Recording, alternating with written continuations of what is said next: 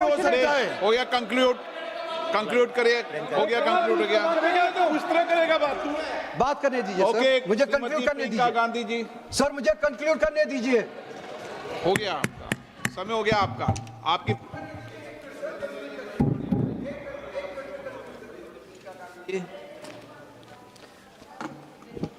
आदरणीय अध्यक्ष महोदय जी, आज इस विषय पर आपने मुझे बोलने का मौका दिया, इसके लिए मैं आपकी बहुत बहुत आभारी हूँ।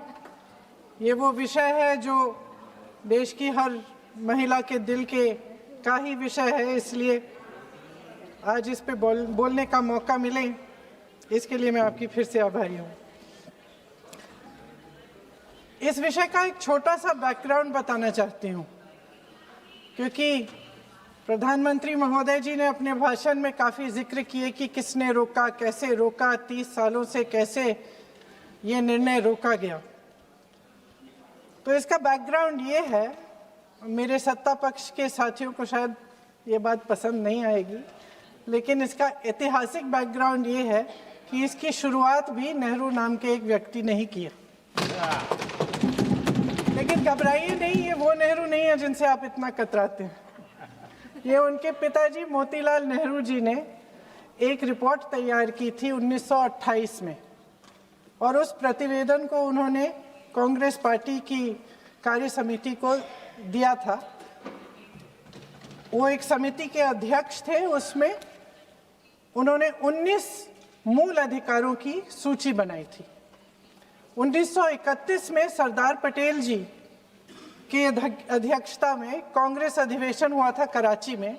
उस कराची अधिवेशन में इस प्रस्ताव को पारित किया गया, और वहीं से ये शुरुआत हुई कि महिलाओं का समान अधिकार हमारे देश की राजनीति में शामिल हुआ। उसी समय 1 वोट 1 सिटीजन 1 वैल्यू का सिद्धांत भी हमारी राजनीति में स्थापित हुआ। आपको ताज्जुब होगा ये जानकर कि जबकि इस सिद्धांत की वजह से हमारे देश में महिलाओं को वोट देने का अधिकार आज़ादी के पहले दिन से मिला, अमेरिका जैसे देश में ये अधिकार उन्हें, इस अधिकार के लिए 150 साल इंतज़ार करना पड़ा, संघर्ष करना पड़ा। हमारे देश की राजनीतिक व्यवस्था में महिला आरक्षण लागू करना भी दुनिया में एक ऐसा ही अनोखा कदम था। पंचायतों और नगर पालिकाओं में 33% आरक्षण का प्रावधान भी भारतीय राष्ट्रीय कांग्रेस की सरकार ने स्वर्गीय राजीव गांधी जी के नेतृत्व में सदन पटल पर पहली बार पेश किया, मगर उस समय ये प्रावधान पारित नहीं हो पाया। आज आदरणीय प्रधानमंत्री महोदय जी ने भी इसका जिक्र किया, लेकिन हमेशा की तरह उन्होंने आधी बात बोल दी। उन्होंने कहा, सदन को ये बताया कि विरोध करने वाले कौन थे, उन्होंने ये नहीं बताया। उन्होंने कहा कि इसका विरोध हुआ, कौन किसने विरोध किया और नहीं बताया। विरोध तो आप ही ने किया था, भाजपा ने। कुछ सालों बाद स्वर्गीय श्री पीवी नरसिम्हा राव जी के नेतृत्व में कांग्रेस सरकार ने इस कानून को सदन में पारित करके लागू किया। आज अपने भाषण में प्रधानमंत्री जी ने जब पंचायत की आंदोलित महिलाओं का जिक्र किया, तो ये समझ लीजिए कि इस कदम के चलते ही आज 40 लाख पंचायत प्रतिनिधियों में से 15 लाख महिलाएं हमारे लोकतंत्र में भागीदार हैं। 2010 में स्वर्गीय प्रधानमंत्री डॉक्टर मनमोहन सिंह जी और यूपीए की अध्यक्ष श्रीमती सोनिया गांधी जी के नेतृत्व में कांग्रेस पार्टी ने लोकसभा और विधानसभा में महिलाओं को आरक्षण देने का फिर से प्रयास किया। राज्यसभा में इसे पारित भी कराया, लेकिन लोकसभा में आम सहमति नहीं बन पाई। 2018 में आदरणीय श्री राहुल गांधी जी ने मोदी जी को एक पत्र लिखा, और उस पत्र में उन्होंने कहा कि ये महिला का जो आरक्षण है ये 2019 तक लागू हो जाना चाहिए। मुझे लगता है कि यहाँ आकर प्रधानमंत्री जी राहुल जी का मजाक तो बना लेते हैं, लेकिन घर जाके उनकी बातों पर गौर करते हैं, क्योंकि हम आज उसी बात पर चर्चा कर रहे हैं। वैसे आज प्रधानमंत्री जी की बातों से ये लगा कि भाजपा ही महिला आरक्षण के चैंपियन, प्रस्तावक और सबसे बड़े समर्थक रहे हैं। इनके पूरे भाषण में यही बात थी, जबकि ये कह रहे थे कि इन्हें इसका श्रेय नहीं चाहिए। कोई भी महिला आपको बता देगी कि बार बार बहकाने वाले पुरुषों को महिलाएं झट से पहचान लेती हैं। थोड़ी सावधानी बरत लीजिए, पकड़े जाएंगे। आखिर जब 2023 में राहुल जी के पत्र को पढ़ने के कुछ सालों बाद, हाँ, उसके बाद पढ़ लिया। आखिर जब 2023 में आदरणीय प्रधानमंत्री नरेंद्र मोदी जी की सरकार ने यह अधिनियम सर्वसहमति से पारित किया, तब भारतीय राष्ट्रीय कांग्रेस ने अपनी विचारधारा के अनुकूल इसका पूरा समर्थन किया। आज भी इसमें कोई शक नहीं होना चाहिए कि भारतीय राष्ट्रीय कांग्रेस महिला आरक्षण के पक्ष में डट कर खड़ी है और खड़ी रहेगी। लेकिन अध्यक्ष महोदय, सच्चाई ये है कि आज की चर्चा दरअसल महिला आरक्षण पर है ही नहीं। जो विधेयक के सरकार ने पेश किया है, उसका प्रारूप हमने पढ़ा, उससे पूरी चर्चा ही बदल गई है। उनकी सरकार के इस विधेयक का सार सुनिए। सबसे पहले इसमें लिखा है कि संसद में महिला आरक्षण 2029 तक लागू होना चाहिए। अब सहमत है। फिर कहा गया है कि इसे लागू करने के लिए लोकसभा सदस्यों की संख्या 50% बढ़ानी पड़ेगी। मतलब कि सीटों की संख्या 543 से बढ़कर 850 तक बढ़ाई जाएगी।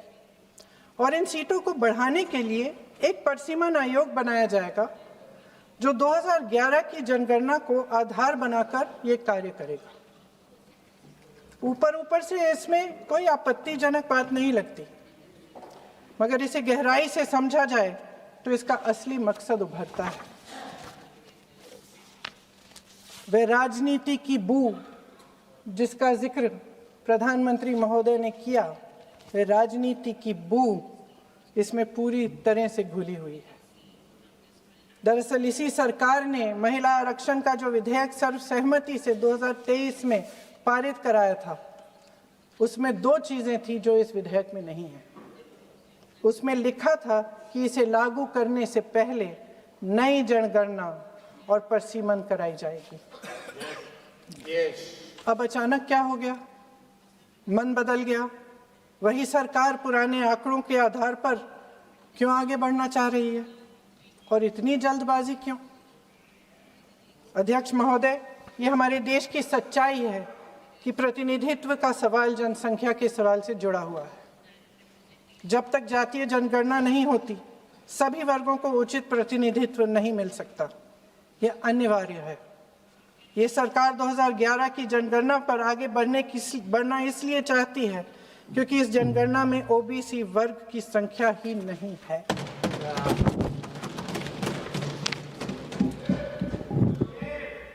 आज प्रधानमंत्री महोदय ने बड़े हल्के में बोल दिया कि इस वर्ग और उस वर्ग के बारे में हम बाद में देख लेंगे। कौन सा इस वर्ग, कौन सा उस वर्ग? ओबीसी वर्ग की बात कर रहे थे कि हम बाद में ही देख लेंगे इसके बारे में। ये हल्के में नहीं लेना चाहिए अध्यक्ष महोदय। एक बहुत बड़ी संख्या है, एक पूरे वर्ग का परिश्रम है, एक पूरे वर्ग का संघर्ष है।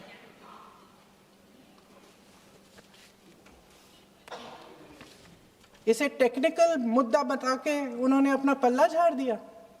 हम इनकी मांग कर रहे हैं, हम इनकी ज़रूरतों को आगे कर रहे हैं, हम कह रहे हैं कि इनको भी अपना हक मिलना चाहिए, और प्रधानमंत्री जी ने उसको एक टेक्निकल मुद्दा बता दिया। हमारे प्रधानमंत्री महोदय किस बात से घबरा रहे हैं? इसी बात से ना कि जब नई जनगणना होगी तो इस ओबीसी वर्ग के असली आंकड़े निकलेंगे और उसमें पता चलेगा कि ये वर्ग कितना मजबूत है, कितना बड़ा है, और उसके हक को कोई नकार नहीं पाएगा। 2011 की जनगणना को परिसीमन का आधार बनाकर प्रधानमंत्री जी ओबीसी वर्ग की ये हक छीनना चाहते हैं। उनके साथ एक बहुत बड़ा अन्याय करने जा रहे हैं। अध्यक्ष महोदय, कांग्रेस पार्टी कभी नहीं होने देगी। हमारा संविधान सबका है, ये देश एक एक देशवासी का है। किसी एक का हक छीनकर इसे नहीं चलाया जा सकता। इस विधेयक में सिर्फ यह अभाव नहीं है, एक और खतरनाक अभाव है। संसद का 50% विस्तार प्रस्तावित है, लेकिन इसके लिए कोई ठोस प्रक्रिया के बारे में एक भी शब्द नहीं लिखा है। आश्चर्य की बात यह है कि इतने बड़े परिवर्तन के नियम क्या होंगे, कैसे किया जाएगा, इसके बारे में पूरे विधेयक में एक भी शब्द नहीं है। महोदय, संसद में भारत के हर प्रदेश की भागीदारी 1971 में निश्चित तौर पर तय की गई थी और इसमें परिवर्तन लाने पर रोक लगाई गई थी, लेकिन इस विधेयक के तहत ये सब बदलने जा रहा है। आदरणीय प्रधानमंत्री महोदय जी और उनके अन्य मंत्रियों के खोखले आश्वासनों के बावजूद यह निश्चित है कि संसद में प्रदेशों के वजन का परिवर्तन किया जाएगा। हमारे लोकतंत्र की व्यवस्था में इतने बड़े परिवर्तन के लिए पूरी प्रक्रिया बनी हुई है, मगर इनकी योजना यही है कि प्रक्रिया को नकारा जाएगा। जिस तरह असम में इन्होंने मन चाहे सीटों को काटा पीटा, विपक्षी दलों के नेताओं की सीटों का विभाजन किया और अपने राजनीतिक फायदे के लिए नई सीमाएं बनाई, उसी तरह ये पूरे देश में इसका मतलब ये है कि परिसीमन आयोग में सरकार द्वारा चुने गए 3 जने इस पूरे देश के प्रदेशों का वजूद, देश के लोकतंत्र में उनकी भागीदारी और उनका महत्व तय करेंगे। लोकतंत्र को खत्म करने की शुरुआत तो इस सरकार ने चुनाव आयोग, न्यायपालिका, मीडिया और अन्य संस्थाओं पर अपना पूरा दबाव डालकर शुरू कर ही लिया था, मगर अब लोकतंत्र पर खुला वार होने जा रहा है। अगर ये विधेयक पारित होता है तो समझ लीजिए कि इस देश में लोकतंत्र खत्म हो जाएगा। अध्यक्ष महोदय, मौजूदा सरकार एक बार फिर इस देश की जनता की आंखों में धूल झोंकने का काम करके देश की अखंडता पर बहुत बड़ा हमला कर रही है। एक तरफ महिला आरक्षण की बड़ी बड़ी बातें, तो दूसरी तरफ गुप्त रूप से ओबीसी वर्ग का हक छीना जा रहा है और कुछ प्रदेशों की ताकत कम करके लोकतंत्र की धज्जियां उड़ाकर अगले चुनाव के लिए अपनी पार्टी की मजबूती का ढांचा बनाया जा रहा है। हंस रहे हैं गृह मंत्री जी, हंस रहे हैं। पूरी योजना बना रखी है। चाणक्य आज अगर जिंदा होते तो वो भी चौंक जाते आपकी राजनीतिक कुटिलता पे।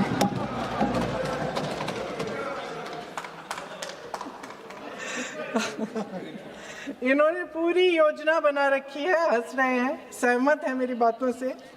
अचानक प्रदेशों में चुनाव के दौरान सदन की बैठक बुलाओ, कोई सर्वदलीय बैठक मत बुलाओ।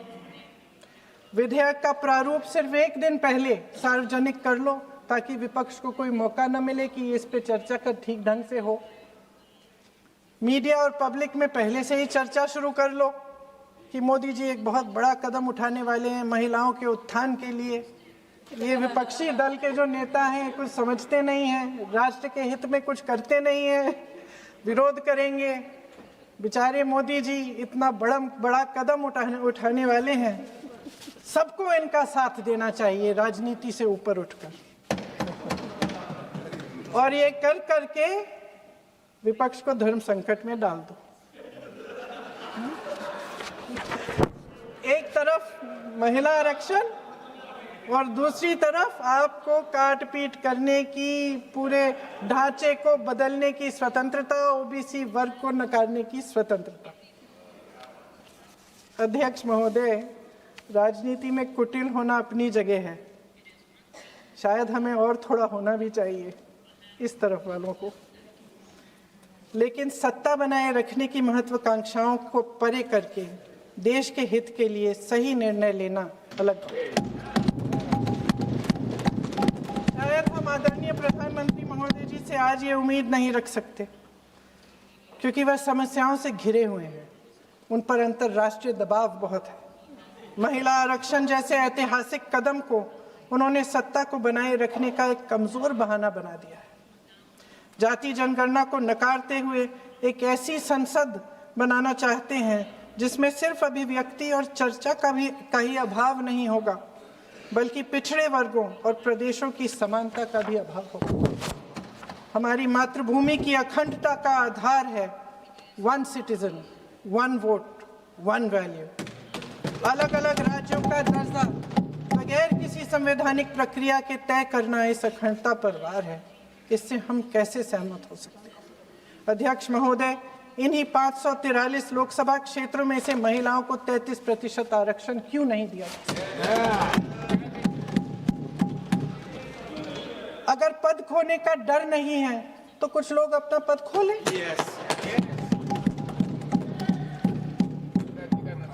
इसी में से SC ST का जो दर्जा है, SC ST में महिलाओं का आरक्षण 33% हो जाए, 1/3 आरक्षण हो जाए, OBC का भी उचित आरक्षण हो जाए, आज पारित हो सकता है। शुभ काम भी हो जाएगा, बेवजह प्रक्रियाहीन परिसीमन से देश का नुकसान भी नहीं होगा और काला टीका भी काम आ जाएगा।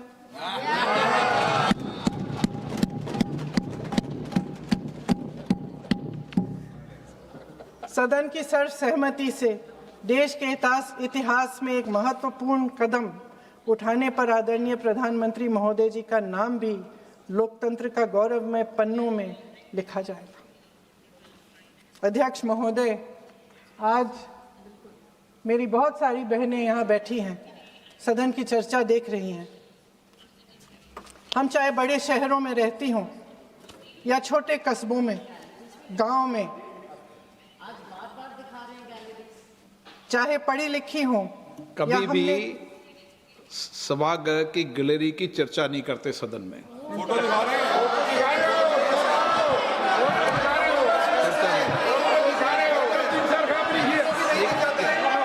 एक मिनट महोदय, मैं थोड़ी अभी भी थोड़ी नई हूँ, मैं समझ जाऊंगी। प्रियंका जी, एक मिनट। माननीय सभासदों, सभा की सहमति हो तो सभा की कार्रवाई आज रात को 11 बजे तक बढ़ा दी जाए।